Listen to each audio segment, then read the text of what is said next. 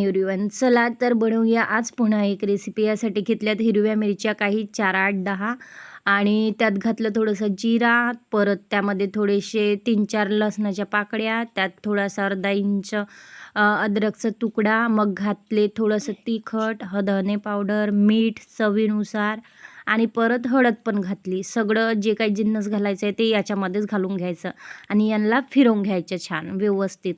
आणि जर तुम्ही सांबार जर यूज करत असाल ते पण घालू शकता. आणि हे घेतली होती मुगाची डाळ, याला भिजू घातले होते 3-4 तास. छान स्वच्छ धुतले.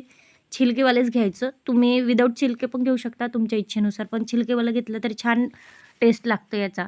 आणि मिक्सीला फिरवून घ्यायचं, एकदम बारीक नाही करायची, जाडसर ठेवायची, जशी मी ठेवली आहे तशी. आणि जे आपण मिक्सीमध्ये पेस्ट केलं होतं ते सगळं घालून घ्यायचं यामध्ये. त्यात आपण सगळं घातलंच होतं.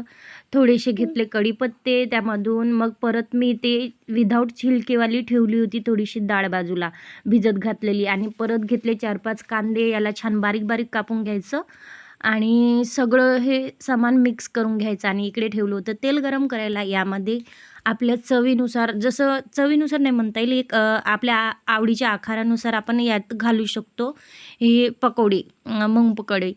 तुम्ही चमच्यानं घातले, मग परत हाताने घातले, म्हणजे तुम्ही आपल्या पद्धतीने जसं म्हटलं तसं घालू शकता. आणि ही असे कलर चेंज होतपर्यंत तुम्ही ठेवू शकता. ते कलर चेंज झाले, कमी गॅसवर ठेवायचं. ते कलर चेंज झाले की काढून घ्यायचं छान आणि एन्जॉय करायचं. खूप टेस्टी लागतात. यासाठी परत हिरवी चटणीसुद्धा बनवली होती मी, त्याची रेसिपी तुम्हाला नाही टाकली आहे. ते नेक्स्ट टाईम बघू आपण. ती रेसिपीसुद्धा खूप टेस्टी लागतात, मार्केटसारखे एकदम. एन्जॉय करा. थँक्यू.